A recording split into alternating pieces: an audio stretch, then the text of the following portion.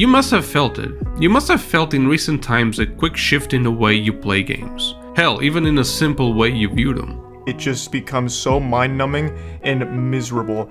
Every single mission in this game plays out exactly the same. This game is, honestly, now the more I think about it, it's a little mid. This game is not funny. This game is sad. Getting in front of a screen, that being a TV big screen or 30-inch monitor, it doesn't feel the same anymore. Now you spend countless minutes motivating yourself to play a game when games should be the thing that make you not want to think, to just lose yourself in the immersion of whatever virtual world you desire. This isn't depression kicking in, this is the modern gaming industry.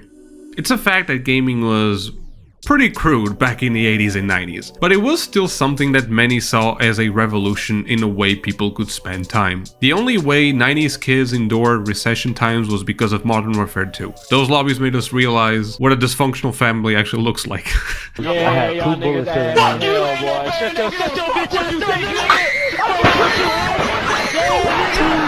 As the years moved, gaming became more than that. The group of sweaty nerds in your local school started getting paid for their virgin sorcery. Your parents started to understand what that wicked Grand Auto Theft and Call of Duty games were all about. We were living good years as these games unlocked people's potential. To code, to design beautiful things, to make people happy. This is what we live for. You know, every 5 or 6 years, this amazing company like Sony comes along and gives you this wonderful new piece of equipment that allows you to start unlocking your visions and unlocking the dreams that you've been having. And so many of our beloved video game franchises started this way, through unpromised but fulfilling futures, of men who aspire to embrace a new form of art. And boy did we have art. As the original Halo hit the shelves, it made us PlayStation gamers so jealous. But we didn't let them Xbox peasants know about that, of course. The game that wasn't even designed to be a shooter, but an actual RTS-style game, the fact that an accident still worked back then is a good indication of how well designed the game was, even if one of its main features was an actual accident. We got Modern Warfare 2 that made us realize how outgoing our mother was, apparently. Half-Life 2 winning 39 Game of the Year awards, god damn! And being the base of one of the most popular shooters that's still played today, Counter-Strike, which wasn't even developed by the company itself. It was a Half-Life 2 mod that the company just honestly understood its potential. We had companies that felt like they were in the same circle as us. It felt like they loved games as much as we did. These made you feel good because despite being products of capitalism, games were actually developed by passionate people. People that, like you, started by the love for video games. A AAA video game industry that treated the customer, the gamer, as a king and not taken for granted. A video game industry that fought amongst themselves to sell games instead of raw profit with less volume. With time, these concepts faded. Companies started buying exclusive deals, separating communities of players into factions, making people buy unnecessary bullshit to get a fraction of what they got back in the 2000s with a fully released game. Games stopped trying to compete against Hollywood, instead joined them. Quality assurance was traded for massive marketing campaigns, and now when you compare games of the same franchise but years ago, you see a Halo completely emasculated from its massive features. Yes, that was a pun. When you look at the current player count of Halo Infinite, it makes you wanna cry, honestly wanna cry. A Battlefield 2042 that spoils the image of the Battlefield games like Bad Company 1 and 2, still used today as a benchmark for broken textures and shoddy performance. Now mind you, we have the privilege of being able to update games remotely. And even with that, we have recent games that are buggier than older games that had to come out with no bugs, because the only way to fix those bugs back then was to re-release a new physical version. But modern video game companies don't give a rat's ass to the state their games come out. But bugs and poor performance are far from the worst aspect of modern games, as we'll discuss in a bit. But when did it go sideways? Well, gaming started out pretty exclusive actually. Played in the 60s on massive mainframes by those who worked on them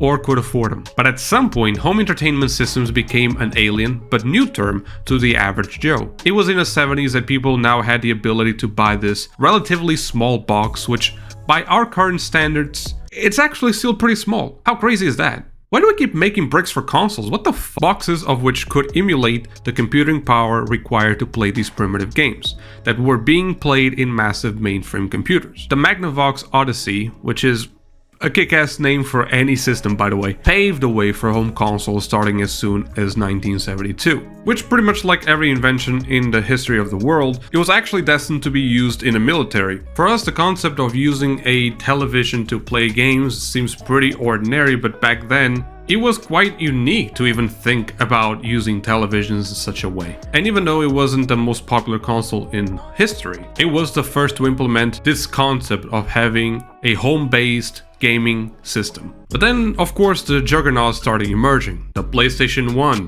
the PlayStation 2, Microsoft joins with the Xbox.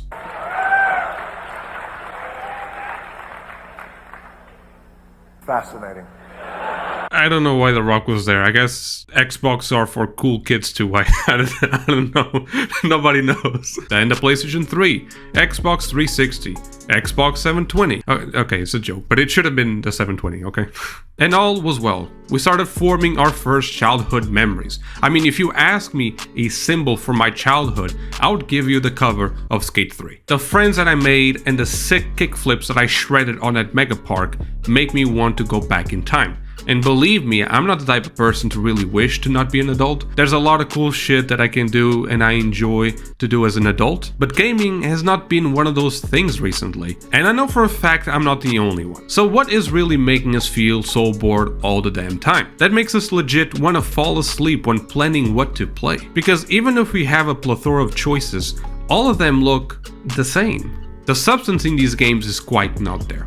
Once in a while you'll get your jams like Red Dead Redemption 2, okay? Which is a case of a modern game that really captures the best aspects of a game, which is the story and the setting.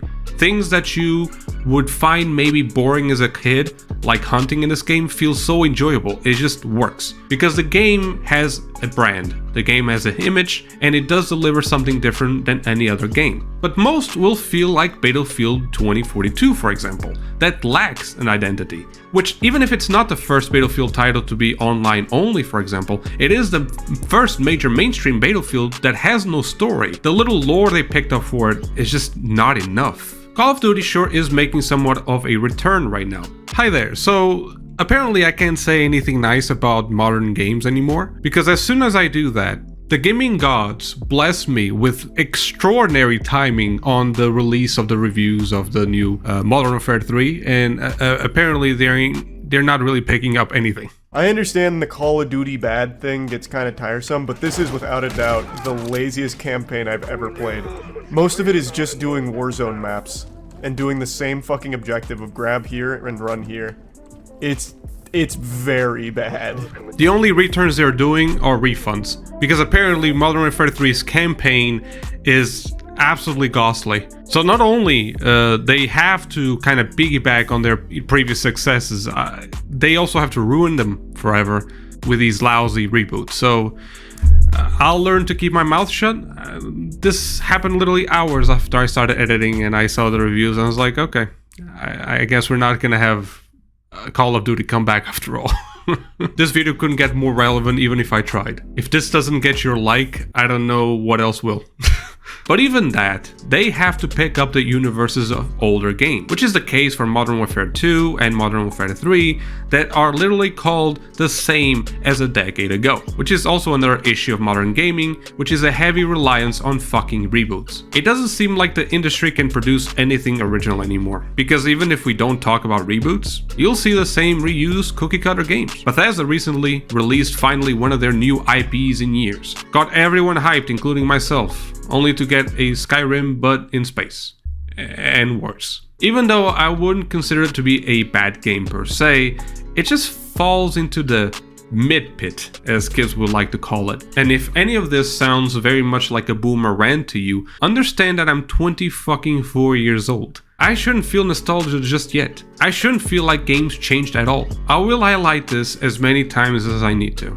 I understand that video games, in the end of the day, are part of the capitalist machine. They have to generate profit. That's the purpose of companies, and the push for promotional material and advertisement will always take a huge chunk of budgets and focus from the team to deliver a great game to the public. There's no use to make a great product overall if people don't know about it. The problem is they are not delivering a great game to the public, and none of this would actually be an issue if the promotional material was in addition to the game and not a huge chunk of it. Obviously, when I talk about promotional material, I mostly talk about battle passes, cosmetic skins. I can see how people could enjoy these, but we also have to understand that time is a limited resource. And obviously, whatever time is spent in excessive promotional material will always result in less time dedicated to actual important game aspects such as storyline, functionality, or gameplay itself. No wonder people get pissed when we don't get a GTA 6 for almost a whole decade, because Rockstar is focusing on feeding the cash cow that GTA Online is. No wonder people get pissed when we get a new Gran Turismo, yeah, but that relies on a huge portion of its contents on microtransactions. A game that was perceived as a simple yet magnificent racing game when it came to its physics, even in the days of PlayStation 2. I'm not even a fan of Gran Turismo, but I remember having so much joy with it in the PlayStation 2. It was an accidental game for me. It came with the console. I didn't really wish to play Gran Turismo, but holy crap, that shit was fun. Cars weren't locked behind a paywall or an insane grind. You just had to be considerably good at most challenges and you would be fine. Which drives us to the next factor, achievements. Now, I don't mean the actual achievement system like you have in PlayStation with the awards and all that, like the trophies. I'm talking about the actual feeling of conquering a challenge in the game. As many games during this time had the end goal of you achieving milestones and getting better every time and get rewarded for it, instead of getting rewarded by playing in the lobby like it's a participation prize, and a crappy prize at it, by the way, we would get rewarded for actually achieving tough challenges in the game. Unlocking items as you get better, have the ability to now defeat enemies that you thought you couldn't defeat a week ago. And this could be achieved by either having an incredible layer of difficulty, but it can also be as simple as having a progression that allows you to simply get better as you go. Thankfully, we still have games today that push that as a very necessary feature, like Elden Ring, that makes you feel like a god when you revisit an older boss that you can delete in one hit. But that wasn't done because you got lucky at a spinning wheel. This didn't happen because you have a fancy credit card. It happened because you got good. And this is very easy to do, which makes it even more revolting when you see companies being lazy to the point of straight up not including a considerable challenge to the gamer. Essentially, we don't like being treated like babies, or if so, we would like to have the option. Now, the pay-to-win argument is something that I don't even think I need to dedicate a lot of time for, because I'm sure you have a whole documentary in your head about the list of annoyances that this causes on your gameplay. Pretty much every gamer just has this infused in their brain by now. Sometimes we even allow it to just exist because it becomes so complacent to us. Obviously, this is a huge point in modern gaming, as paying to win goes completely against everything I just said in the previous point. It rewards people's laziness that, in a single player perspective, it doesn't seem like an issue to me, as some people would see gaming as a luxury since their time is very limited and they want some shortcuts. I have no problem there, but I do have a problem when it does affect everyone else's gameplay experience, and most gaming companies don't seem to give a flying shit about this. And it is way more predominant than I would like, because even video game companies that I would hold in high regard started doing this in recent years, such as Rockstar being my nemesis when it comes to this. But the saddest is to see that people only very rarely fight against it, as it was a case where Battlefront 2 that actually triggered a whole Star Wars community. Which in hindsight proves how stupid EA Games is, when the Star Wars community is one of the biggest when it comes to entertainment communities. Going to the point of having EA Games sued for not labeling FIFA loot boxes or whatever as gambling. Which goes without saying, of course it is gambling. But the reality is, modern gaming keeps on living because we keep on giving. And how can we forget how they discard features that have been implemented for years and no one ever really has complained about, only for them to bring up maybe that feature in the next title and call it a fucking upgrade. Madden certainly has this big issue, but at the very least, you will sometimes get your feature back this year. But you can also have games like Battlefield 2042 that finds scoreboards and voice chat a thing of the past, because people don't like to talk, I guess. For crying out loud, for the last years, voice chat has been something so regulated for no apparent reason whatsoever. There has been no uptick in toxic conversation over voice chat, yet we keep implementing these changes that nobody really asked for, going to the point of using AI to ban people, even if AI cannot recognize most of human context given behind trash talking. I mean, who honestly talks with friends without trash talking each other in a voice chat of the game? Some voice chats would lend you it with the FBI if they were taken seriously, man. Like that's hell, it was due to these toxic conversations that most friendships from Modern Warfare 2 lobbies started from. And listen, I'm obviously aware of how annoying some part of toxic behavior can be, but there's a reason why we have features that have been working for years, one of them being called mute and the other one called block. So this whole thing of banning people for their enjoyment of the property they bought because some AI did not recognize a joke is another thing that has recently been pissing off people more and more. And this essentially gives them less liberty to enjoy something they paid for. Also, mini point I suppose, increased prices of games. We keep paying more and more for less. Not to mention that this is a very clear way for companies to spend less money in hiring people to actually do a good job moderating these games' multiplayer sessions. I mean, explain to me why I can call my horse fuckface in Red Dead Redemption 2 when literally no one will be able to see the name of my horse in single player. So, are we doomed? No, we just have to shift to which horizon we choose to look at. Right now, we insist in watching the once beautiful horizon that no longer exists.